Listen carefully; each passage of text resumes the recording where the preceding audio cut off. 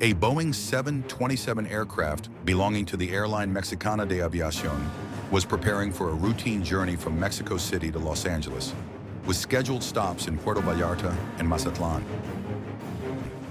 On board were 167 people, including passengers and crew members, all taking their seats unaware that this day would go down as one of the most tragic in Mexico's aviation history. Weather conditions were favorable, clear skies with a few high clouds, while the crew, led by an experienced captain, was completing final pre-flight checks. However, hidden within the aircraft's systems was a malfunction that had gone unnoticed.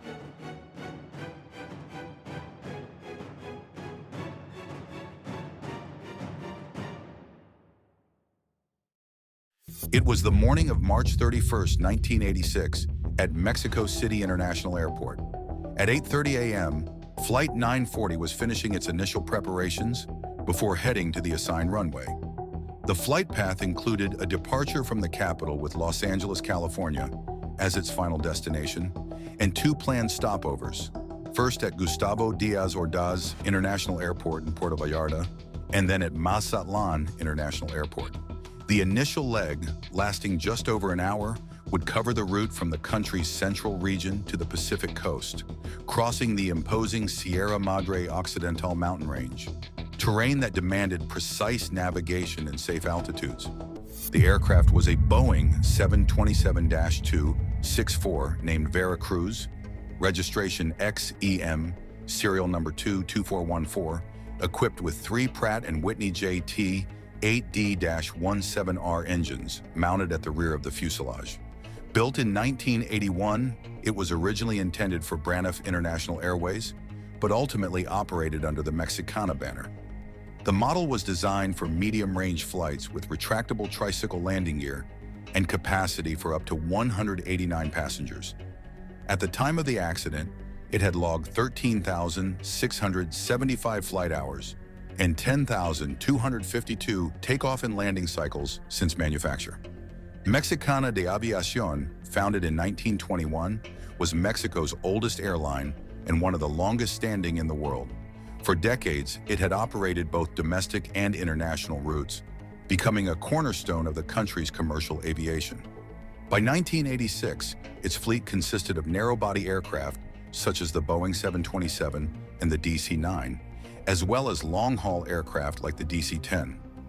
The airline was known for its understated visual identity, its eagle emblem, and its crucial role in Mexico's air connectivity. During the 1980s, Mexicana faced increasing competition, particularly on its international routes, prompting efforts to strengthen its presence in the United States and Canada. The airline employed highly trained crews and had a solid operational record, though internal tensions were beginning to emerge between unions and management over labor conditions and aircraft maintenance standards. Flight 940, linking Mexico City with Los Angeles, was one of its most in-demand routes. Designed to connect the heart of the country with North America's West Coast, serving both tourists and business travelers. The Boeing 727 was under the command of Captain Carlos Alberto Guadarrama Sixtos, age 36, who had accumulated 6,328 flight hours and had been flying for Mexicana since 1971. He was accompanied by First Officer Philip Luis Piaget Rohrer, 34 years old with 1,769 hours of flight time at the airline since 1980.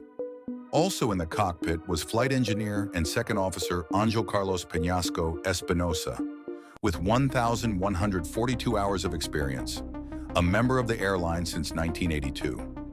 5 flight attendants completed the crew roster.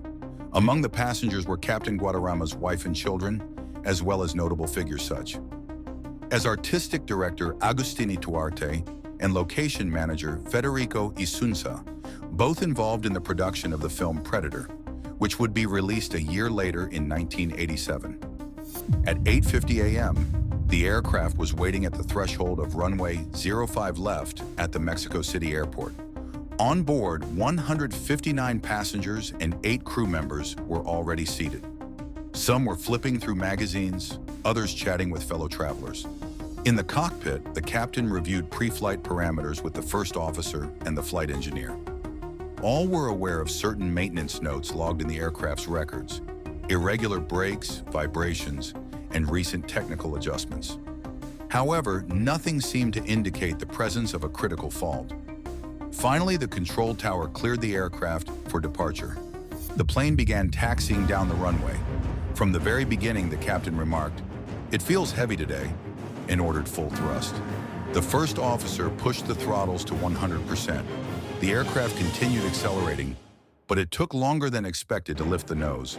It required 11 seconds more than the calculated takeoff time. That delay was the first sign that something was wrong with the 727.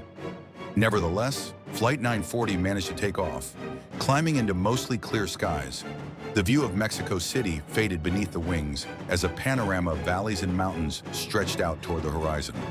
At 9:04 a.m., after the aircraft had reached an altitude of 29,400 feet, a sharp explosion jolted the passenger cabin.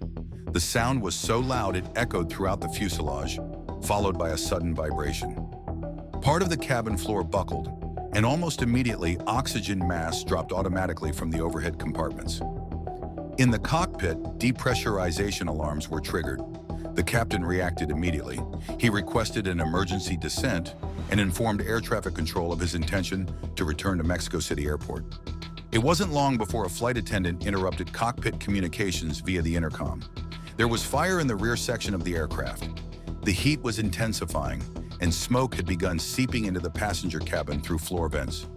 In that part of the plane, the temperature was rising dangerously, forcing the cabin crew to move passengers from the last rows toward the front of the aircraft. On the ground, some witnesses began to notice a trail of dark smoke coming from the aircraft's tail. The captain requested an immediate diversion to Morelia as an alternate landing site, trying to buy time, but the controls were already becoming sluggish. The heat in the rear section was damaging the hydraulic systems and control cables, reducing the aircraft's responsiveness. In the cockpit, tension was overwhelming. Every maneuver required more effort, and the aircraft was reacting with increasing delay. In just 4 minutes, the fire had consumed over 40 square meters of the aircraft's lower structure. The phenomenon, known as the chimney effect, allowed air to rush in through the landing gear bay, feeding the flames and turning the rear of the aircraft into a furnace. The heat was so intense it could melt aluminum and steel. Smoke filled the passenger cabin and panic began to spread among some travelers, while the flight attendants did everything possible to maintain calm. Suddenly, a structural failure occurred. The entire tail section, along with all 3 engines, broke away from the aircraft. The Boeing 727 split in two at high altitude. The rear section plummeted down a hillside, while the front of the plane, carrying most of the occupants, nosedived into a ravine on the slopes of Cerro de San Miguel el Alto, Michoacán. The impact was catastrophic, followed by an explosion visible from several kilometers away. There were no survivors. On the ground, local farmers and nearby residents reported seeing burning fragments falling from the sky, until moments later, a column of thick black smoke rose from the mountainside. The central question was, what had caused the fire on board the 727?